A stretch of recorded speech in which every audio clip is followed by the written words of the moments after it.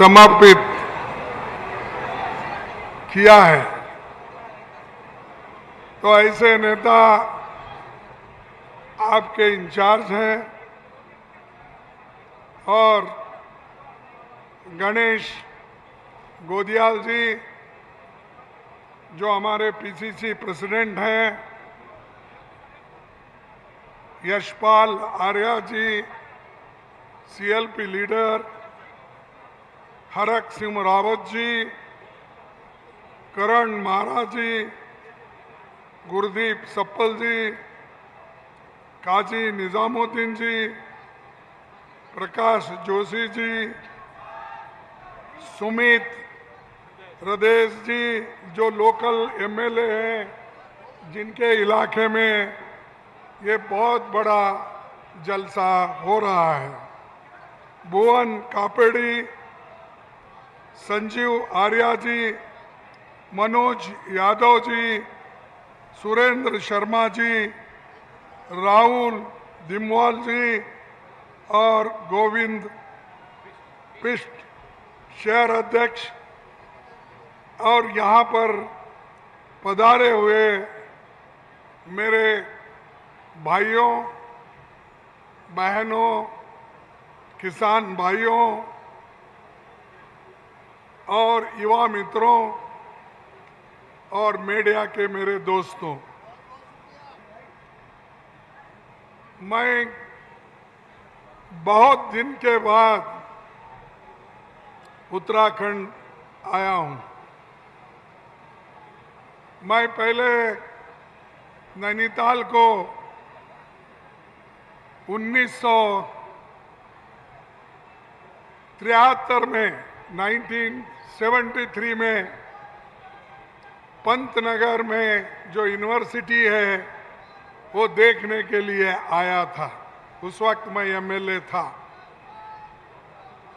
तो ये एरिया मुझे बहुत बड़ा पसंदीदा है, अच्छा है, और मुझे ये खुशी है कि यहाँ के लोग बड़े सभ्य और बहुत ही आदर्श व्यक्ति है। मैं हर जगह जाता हूँ, जब हमारी चुनाव का सभा हो या पार्टी की सभा हो, वो भीड़ में एक दूसरे को घिसकते ही चले जाते हैं, लेकिन मैं आज देखा इस गांव में और उत्तराखंड के खास इस हल्दिया जो नगर में बहुत डिसिप्लिन के साथ हमारे कांग्रेस के वर्कर और आम जनता बैठी है, इसलिए आप तमाम लोगों को मैं धन्यवाद अर्पित करता हूं।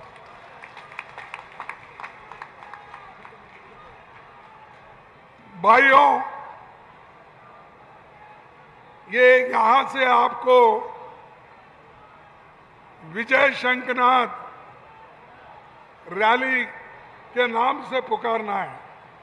आप तो जानते हैं, मैं तो कर्नाटक से आता हूं, मुझे उतना थोड़ा सा फर्क हो जाता है हिंदी में, लेकिन ये विजय शंखनाद जो यहां से शुरू होगा और आप लोग यहीं से विजय पाएंगे और कांग्रेस की सरकार यहां आएगी।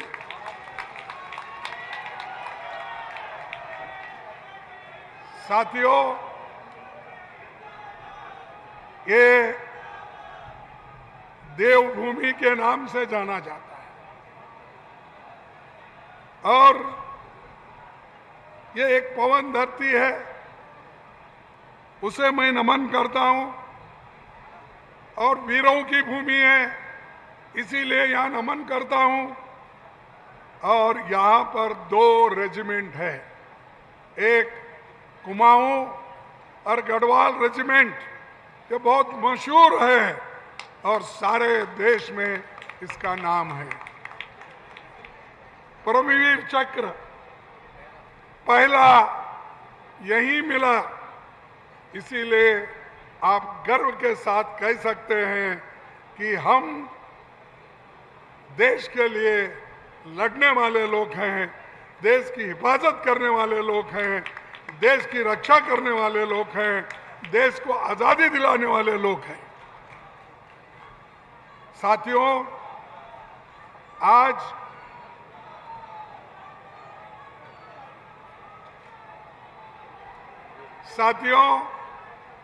आज का दिन बड़ा पवित्र है। क्यों है? अरे जरा चुप बैठो भाई, जरा खामोश। आज का दिन पवित्र है। क्यों पवित्र है? बोलिए। आज महात्मा गांधी जी ने क्विट इंडिया मूवमेंट का आवाज उठाया 1942 में, वो आज ही का दिन है। और आज ही के दिन यहाँ पर इतनी बड़ी जलसा हो रही है, ये हम लिए बड़ी खुशी की बात है और गर्व की बात है। और क्विट इंडिया मूवमेंट जो कांग्रेस पार्टी ने शुरू की, उसके लिए देश को आजादी मिला। अब इधर इधर ये आरएसएस के लोग, बीजेपी के लोग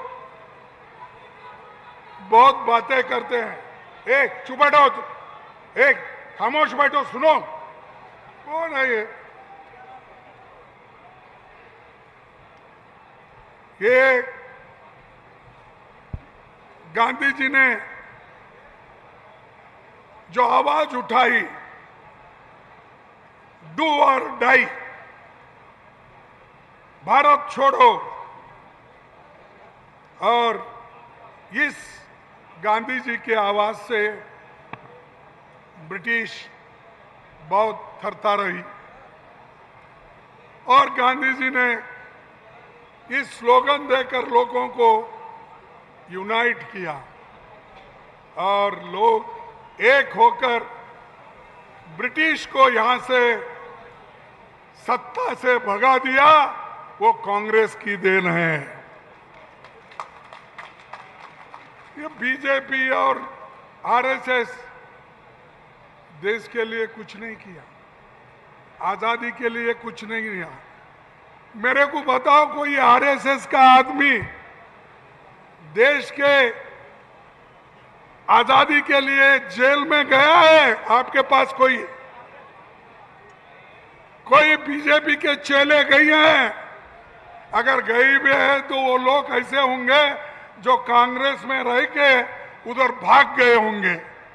लेकिन असल बीजेपी का आदमी कोई भी इस मूवमेंट में हिस्सा नहीं लिया।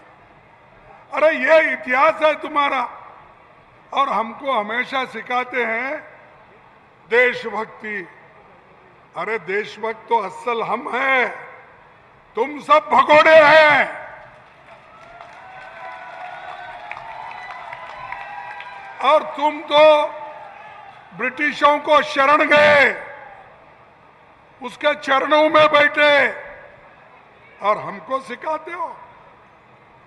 इसीलिए कांग्रेस की फौज जो है, कांग्रेस के नेता लोग, कांग्रेस के कार्यकर्ता किसी से भी डरने वाले नहीं है और उनको कोई डरा भी नहीं सकता।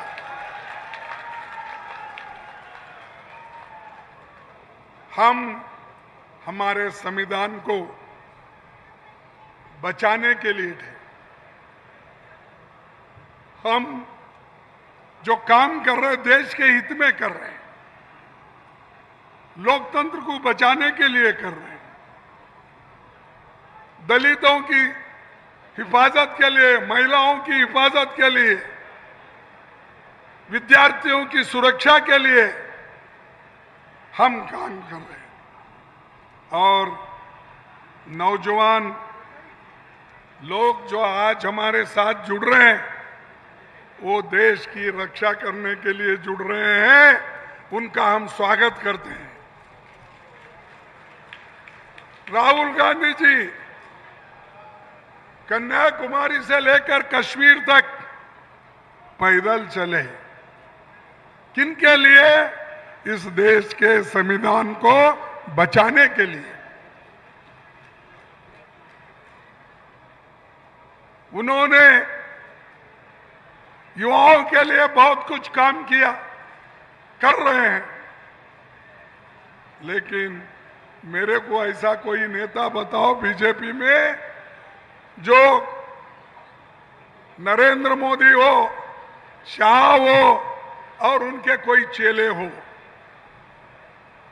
कोई देश के लिए, गरीबों से मिलने के लिए, किसानों से मिलने के लिए, विद्यार्थियों से मिलने के लिए कहीं गया है, कहीं चला है? अगर चला है तो एक ही व्यक्ति चला है, वो है राहुल गांधी।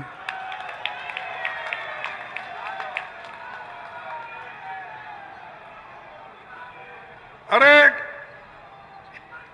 बेटियों को पढ़ाने के लिए, लोकतंत्र को बचाने के लिए आज हमने जो काम किया और अभी भी करना चाहते हैं, तो मैं आपसे विनती करता हूं कि आप मजबूत बने, डरो मत। अगर डरे तो मरे, डरना नहीं। और यहां के लोग तो कोई डरपूक नहीं, देश को बचाने वाला बहादुर सैनिक यहां पर है, मजबूत लोग यहां के लोग हैं, तो डरने का सवाल ही नहीं। ऐसे कई बीजेपी के कार्यकर्ता आएंगे, चीफ मिनिस्टर आएंगे जाएंगे, लेकिन यहाँ के लोग डर के झुक के कभी काम करने वाले नहीं है। वो सिर्फ झुकेंगे तो देश के लिए झुकेंगे, देश के लिए काम करेंगे। और दोस्तों, अनएम्प्लॉयमेंट इतना बढ़ रहा है और अनएम्प्लॉयमेंट को सुधारने के लिए, यानी अनएम्प्लॉयमेंट को कम करने के लिए मोदी जी ने क्या किया, मुझे बोलिए। उन्होंने तो एक तकरीर बड़ी की 2014 में, जब वो सत्ता में आए थे। उसके बाद भी जो आए, उन्होंने क्या कहा, हर साल मैं हमारे नौजवानों को 2-2 करोड़ नौकरी दूंगा। ये कहा या नहीं कहा? नहीं कहा? कहाँ है 2 करोड़ नौकरियां? बताओ, पूछो यहाँ के चीफ मिनिस्टर को, अरे भाई तुम्हारे प्रधानमंत्री कहाँ है? 15 साल से गद्दी पे बैठे, वो 2 करोड़ नौकरियां सालाना दो। अब तक 25 करोड़ नौकरियां हमको मिलनी थी, मिला? अरे 25 लाख नौकरी दे नहीं सके, 25 करोड़ की बात करके झूठ बोल के चले गए, और अभी भी झूठ बोलते ही रहते हैं। ये है बीजेपी, ये है उनकी हुकूमत। लोगों को ये करना, झूठ बोलना और उनको फंसाना, ये काम बीजेपी करती है। लेकिन हम लोग जो वायदा करते हैं वो निभाते हैं। हमने वायदा किया था किसानों का कर्ज माफ करेंगे, तो मनमोहन सिंह जी और सोनिया गांधी जी ने 72,000 करोड़ रुपए किसानों का कर्ज माफ किया। और आज तुम क्या कर रहे हो? जो भी पैसा दिल्ली से आता है, यहां खा के बैठते हैं। इतने गड्ढे गिरे हैं, वो भरने के लिए यहाँ का चीफ मिनिस्टर तैयार नहीं है, यहाँ की गवर्नमेंट तैयार नहीं है। तो इसका मतलब यह है कि सब कुछ हमको होना, लेकिन जनता का काम हम नहीं करेंगे। ये उनका वायदा है। भाइयों, मैं और एक बात बताना चाहता हूं। एक तरफ आप नौकरियां नहीं दे रहे, एक तरफ हमारे नौजवानों को कोई भी नौकरी, अच्छी नौकरी नहीं दी, दूसरी तरफ सरकार में 30 लाख वैकेंसीज है। कितने वैकेंसीज है? 30 लाख। भाई ये क्यों नहीं भर रहे? मैं पूछता हूं, 30 लाख वैकेंसी तुमने यूनिवर्सिटीज में टीचर के सब में खाली रख के, रेलवे में खाली रख के घूमते हो। और भाइयों और बहनों, तुम मुझे साथ दो, मैं विकसित भारत करूंगा। कहां विकसित भारत?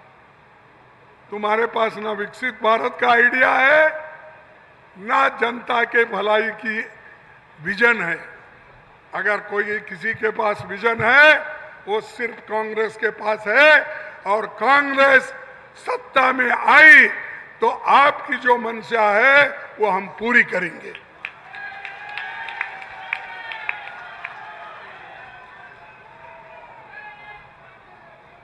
और करप्शन इतना बढ़ गया है, ये लोग बहुत बोलते थे कांग्रेस वैसा है, ऐसा है। अरे इतना करप्ट गवर्नमेंट या दिल्ली में हो, यहां हमने नहीं देखा। मुझे अब पॉलिटिक्स में 58 साल हो गए। मैं एमएलए, एमपी और राज्यसभा मेंबर और मिनिस्टर, अपोजिशन लीडर, ऐसा काम करते आया 58 साल से। और मुझे मैं तो 58 साल से कांग्रेस में एमएलए बोल के काम कर रहा हूं, एमपी बोल के काम कर रहा हूं, और आज अपोजिशन लीडर, मिनिस्टर, सभी क्षेत्र में मैंने काम किया। यहां तक कि संगठन में भी ब्लॉक कांग्रेस प्रेसिडेंट से लेकर मैं एआईसीसी प्रेसिडेंट तक आपके सामने हूं।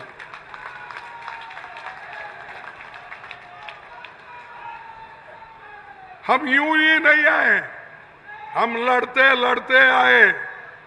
एक के ऊपर सीढ़ियां चढ़ते चढ़ते आज ऊपर आए हैं।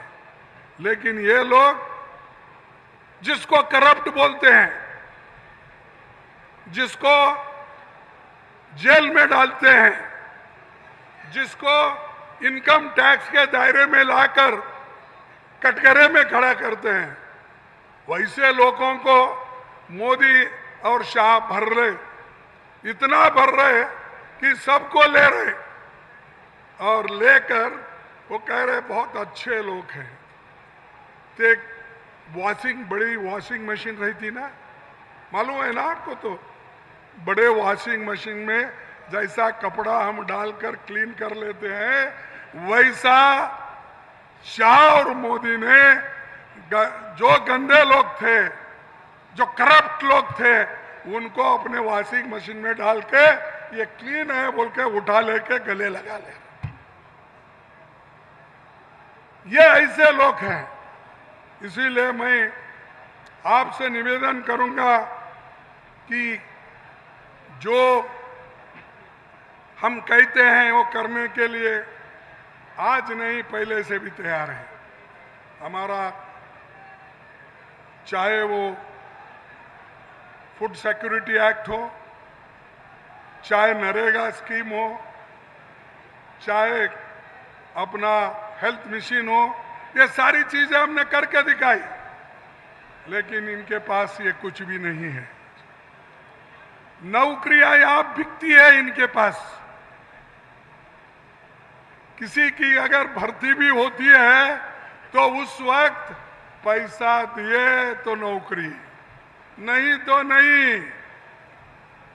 किसी में भी जाइए, पैसा बोलता है। उनका आइडिया एक ही है, कहीं थाने में जान दो, उधर जान दो, इधर जान दो। उनका एक ही स्लोगन है, अरे भाई पैसा यहां बोलता है, इसीलिए लाओ पैसा, ले नौकरी। ये उनका है, हमारा नहीं। हम हमेशा जो भी अच्छे लोग हैं उनकी हिफाजत हम करते आए हैं। और उत्तराखंड जैसे वीरों की भूमि, यहाँ पर जो हमेशा शांति के साथ अपना काम करते हुए आए हैं, वो उन लोगों को हम नौकरी में भर्ती आगे के दिनों में जब सत्ता आप लोग हमको सौंपेंगे, उस वक्त हर एक नौकरी बिना पैसे से, बिना रिश्वत से, बिना किसी के सिफारिश से हम मेरिट में आपको नौकरी देंगे।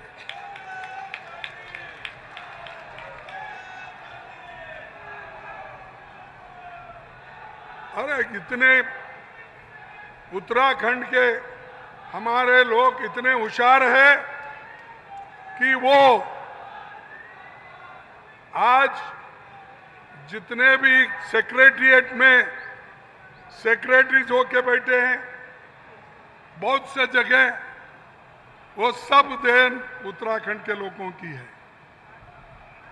अच्छे अच्छे, मैं सुना रवि बोल के, रवि टमटा, किसी ने एक जहाज बनाया और वो किसी अमेरिका की मदद लेके नहीं या फ्रांस की राफेल की मदद लेके नहीं, उन्होंने जो बनाया यहाँ के सामान को लेके, यहाँ के उपकरणों को लेके वो बनाकर दुनिया को दिखा दिया, हम कर सकते, उत्तराखंड के लोग ये चीज करके दिखाएंगे।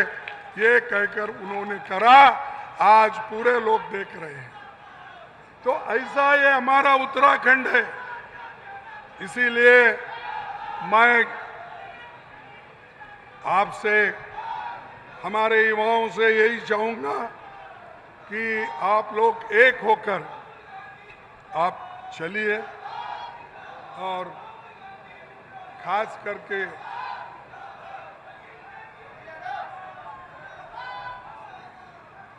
करके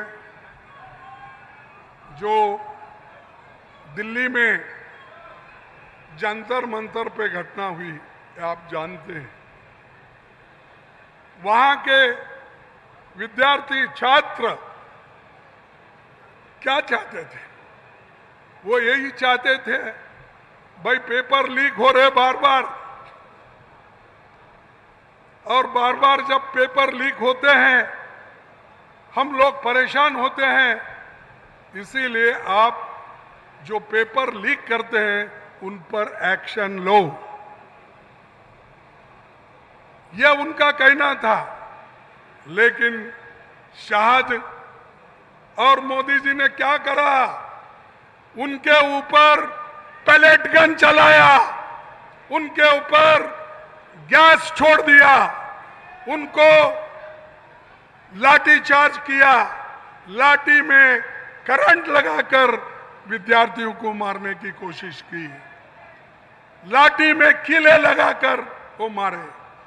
हमारी छात्राएं, लड़कियां, उनको घसीटकर ले गए पुलिस। और मैं नहीं सुना, कभी भी देखा नहीं कि जो लोग अपने बच्चों को जैसा संभालते हैं, यहां पर छात्रों को उन्होंने संभालने के बजाय उनको घिसटते लाए और यहां तक कि उनको इतने अभद्र शब्द से गालियां दी। लेकिन मोदी जी ने क्या किया? मोदी जी ने बोला कि जो भी गड़बड़ हो रहा है, शाह आप इसको कंट्रोल करो, नहीं तो हमारी कुर्सी चले जाएंगी, हम दोनों बेकार हो जाएंगे, हमको लोग जेल में डालेंगे। इसीलिए हमारे शाह साहब क्या किए? उन्होंने लाठी चार्ज करने लगाए, पैलेट गन चलाने लगे, गैस छोड़ने लगाए, पानी छोड़ने लगाए और इतना ही नहीं, उन्होंने हमारे बच्चों को रात के 10-20 बजे तक अपने पुलिस स्टेशन में बिठाया। ये है छात्रों के प्रति उनका। यही काम हमारे राहुल गांधी जी ने कहा कि तुम छात्र इकट्ठ हो जाओ, मैं तुमको सपोर्ट करूंगा और तुमको मैं राहत दिलाऊंगा। ये कहना हमारा है, कांग्रेस का है, लेकिन उनका कहना एक ही है, पीटो, मारो और भगाओ। तो मैं ये कहूंगा, देखो कोई यहां डरने वाला नहीं है। मोदी जी आपको भी नहीं डरेंगे, तुम्हारे लाठी चलाने वाले शाह को भी नहीं डरेंगे।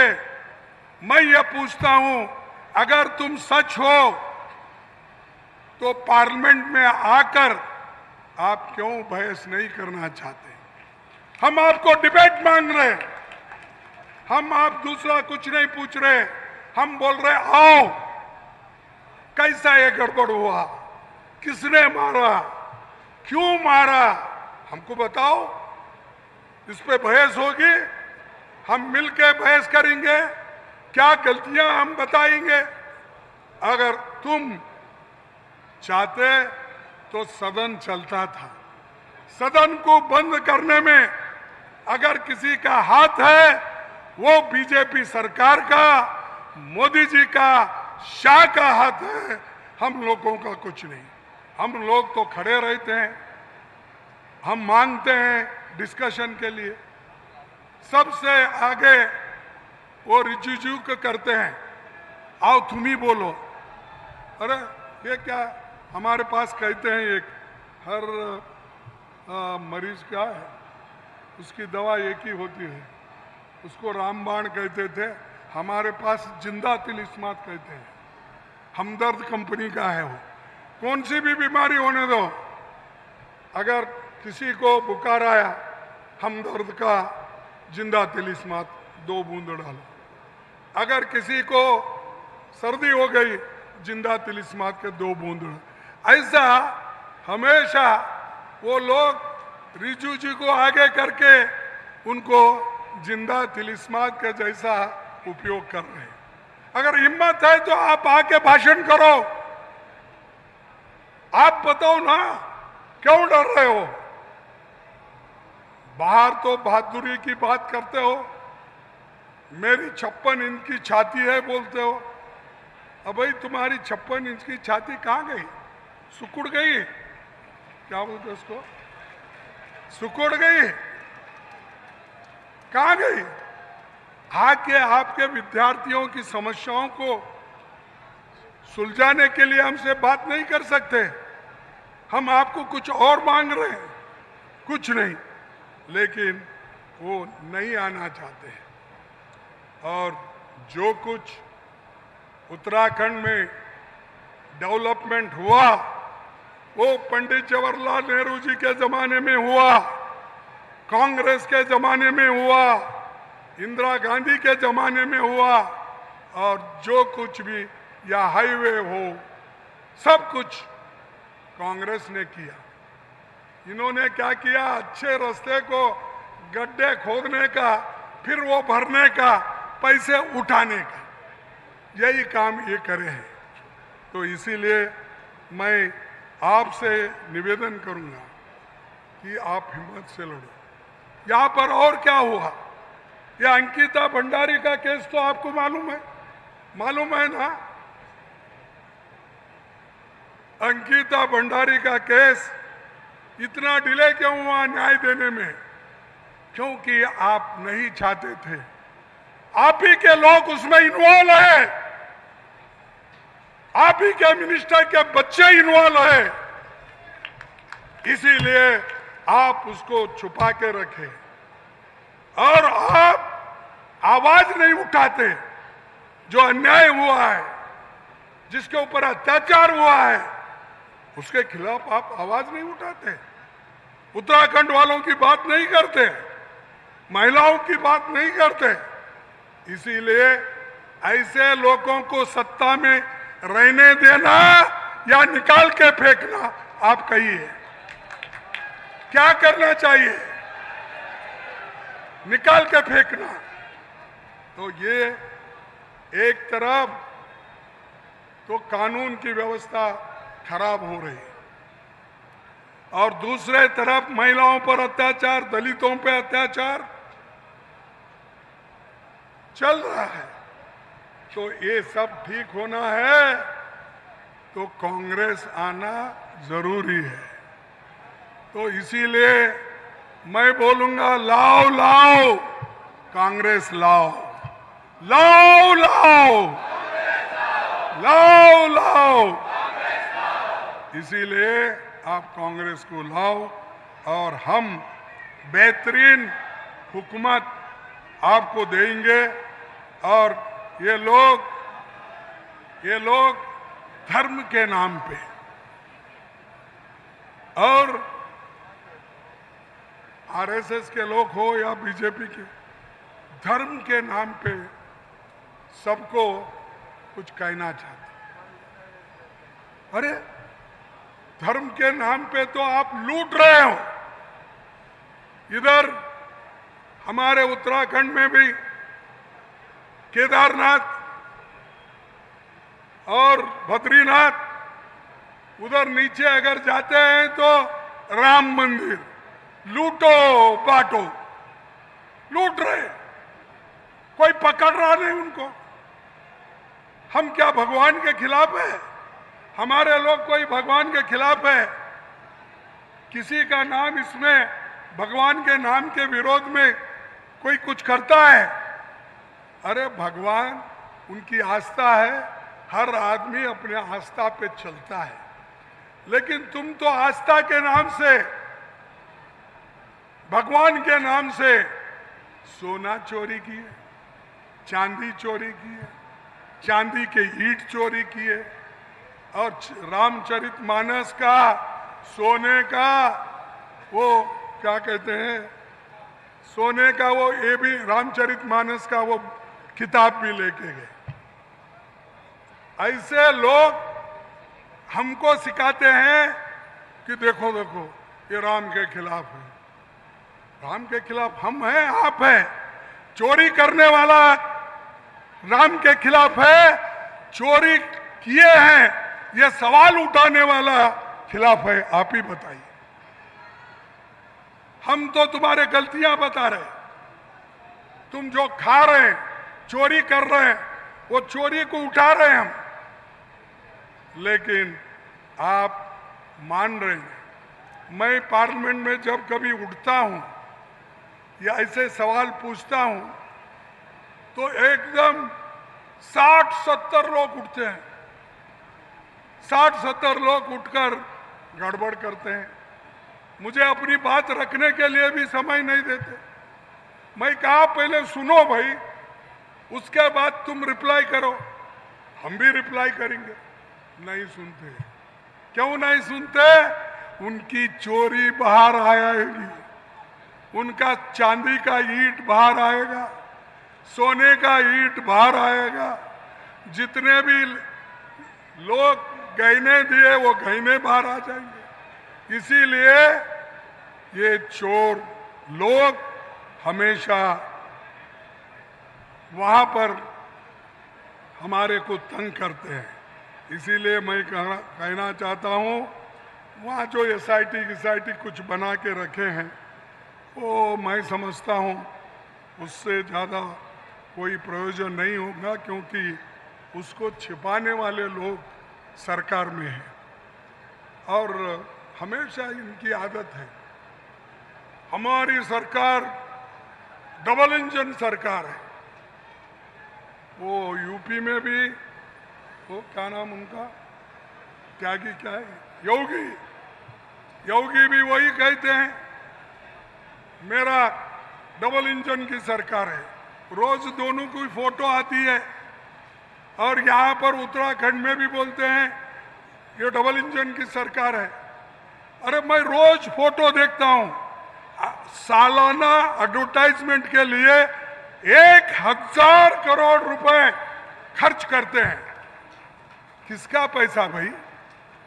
कौन दिया है? जनता ने दिया है। आपका टैक्स का पैसा बर्बाद करने वाले यहाँ के चीफ मिनिस्टर है। अपनी फोटो और हमारे नरेंद्र मोदी की फोटो, दोनों की फोटो डाल के 2 दिन को एक बार, 1 दिन को एक बार, अरे कोई सड़क पे भी चल रहा है, ये सड़क मेरी है।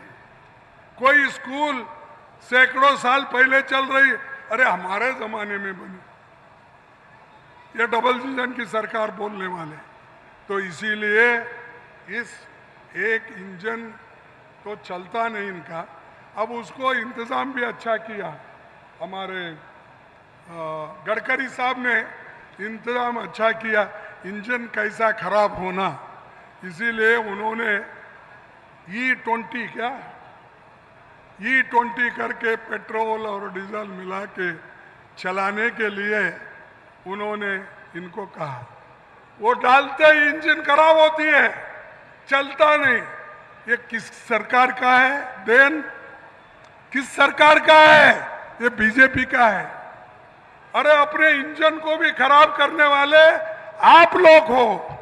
गरीबों के तो छोटे मोटे गाड़ियां, स्कूटर्स, मोटरसाइकिल्स, कार्स, वो तो खराब हो ही रहे हैं, लेकिन आप सारे जनता का भी पैसा बर्बाद कर रहे हैं और जनता को गरीब कर रहे हैं, लूट रहे हैं गरीब। इसीलिए मैं ये चाहता हूं कि ये जो हम लड़ रहे हैं कि इसके खिलाफ लड़ रहे हैं, चंदा चोरी के खिलाफ लड़ रहे हैं, भगवान के जो मंदिर में चोरी हो रही उसके खिलाफ लड़ रहे हैं। लेकिन ये लोग उसके बारे में भी कुछ अपना बयान नहीं कर रहे। हम सदन में आओ, अपनी बयान रखो, हम भी कहेंगे, ये हमारा निवेदन है। लेकिन वो आना नहीं चाहते। अगर वो आना नहीं चाहते, हम भी छोड़ना नहीं चाहते। तुम आना नहीं चाहते, हम तुमको छोड़ना नहीं चाहते। हम यही चाहते हैं, जनता का पैसा जनता को दिलाने तक हम लड़ते रहेंगे।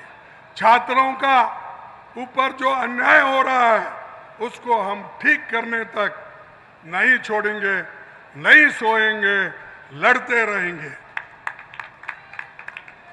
और भाइयों, ये जो तबादले भी करते हैं उसमें भी पैसे खाते हैं।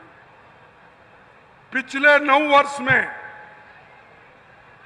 यहां सरकारी स्कूल्स इतने बंद हो गए हैं, पूछो मत। कोई टीचर की भर्ती नहीं, प्रिंसिपल की भर्ती नहीं, हजारों स्कूल सरकारी बंद है। गरीब लोग कहाँ जाना? जिसके पास पैसा है वो कुछ प्राइवेट स्कूल में डालेगा, किसके पास पैसा नहीं है वो सरकारी स्कूल पे डिपेंड है, वो करेगा क्या?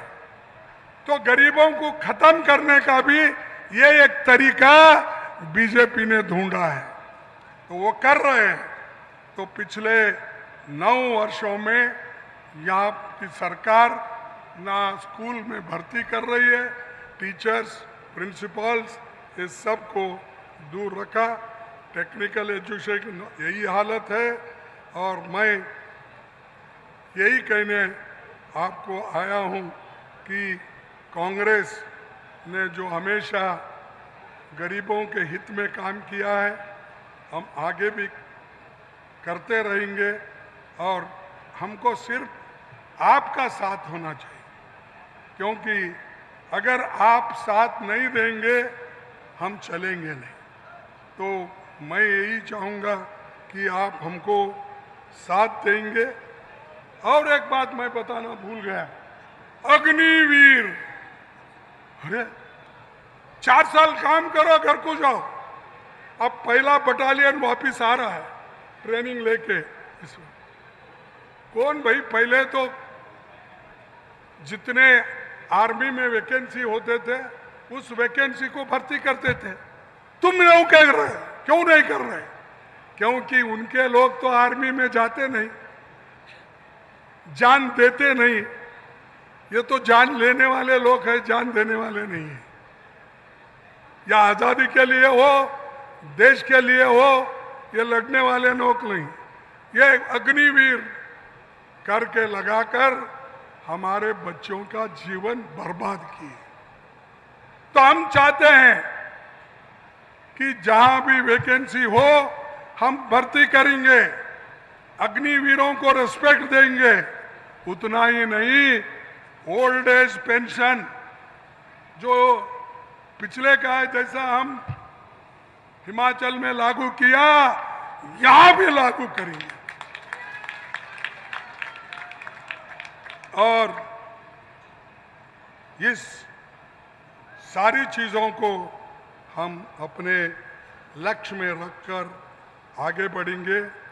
मैं आखिरी में यही करूंगा कि हमारा लक्ष्य ऐसा उत्तराखंड बनाना है जो देवभूमि और वीर भूमि और अपने गौरव के साथ युवाओं को रोजगार दे, किसानों और मजदूरों का सम्मान मिले, महिला और कमजोर तबकों को सुरक्षा मिले, सैनिकों का गौरव बना रहे, हर परिवार को बेहतर शिक्षा, स्वास्थ्य अवसर मिले। यही कांग्रेस का उत्तराखंड का विजन है, यही उत्तराखंड के लोगों को हम देने वाले हैं। तो बस यही मैं आप तमाम लोगों से कहकर मैं बहुत ज़्यादा देर तक नहीं ठहरता, क्योंकि अब मेरा उम्र ही 85 चल रहा है। तो जब 85 चल रहा है ज़रा गाड़ी स्लो होती है। तो आप सब नौजवान लोग हैं, लेकिन मेरी गाड़ी स्लो भी रहे तो मैं आपके साथ भागने की तो कोशिश नहीं होता, लेकिन आपके हाथ पकड़ के मैं आगे खींच लेकर जा सकता हूं। और ये देश में बदलाव आ रहा है, हर जगह बीजेपी हार रही है। बहुत ही जिसके पास घमंड थी, घमंड से बात करते थे, पटना में हारे, मध्य प्रदेश में हारे। क्यों भाई? कि तुम्हारे को लोग अब नफरत कर रहे हैं। इसीलिए हम यही चाहेंगे कि ये जो नफरत करने वाले लोग हैं और गरीबों के लिए ये कुछ कर नहीं सकते, तो इनको आप छोड़ना चाहिए। और आखिरी में एक ही बात बोल के मैं अपने बात को खत्म करूंगा।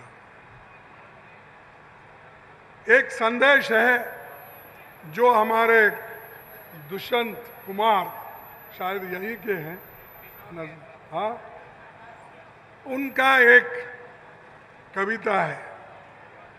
उन्होंने कहा था, अब तो इस तालाब का पानी बदल दो, अब तो इस तालाब का पानी बदल दो, ये कमल के फूल कुमलाने यानी मुरझाने लगे हैं, तो इसको छोड़ दो, छोड़ दो, नया पानी आने दो, आप आगे आओ। और ये जो मुरझाए हुए फूल है इनको रास्ते पे फेंक दो, इनका कोई काम अब नहीं बचा। देश अगर बढ़ना है आगे तो कांग्रेस आना है, कांग्रेस के लिए आप काम करो। यही अपेक्षा रखते हुए मैं अपने बात को खत्म करता हूं। जय हिंद, जय उत्तराखंड। बहुत बहुत धन्यवाद। जय हिंद। हिंद।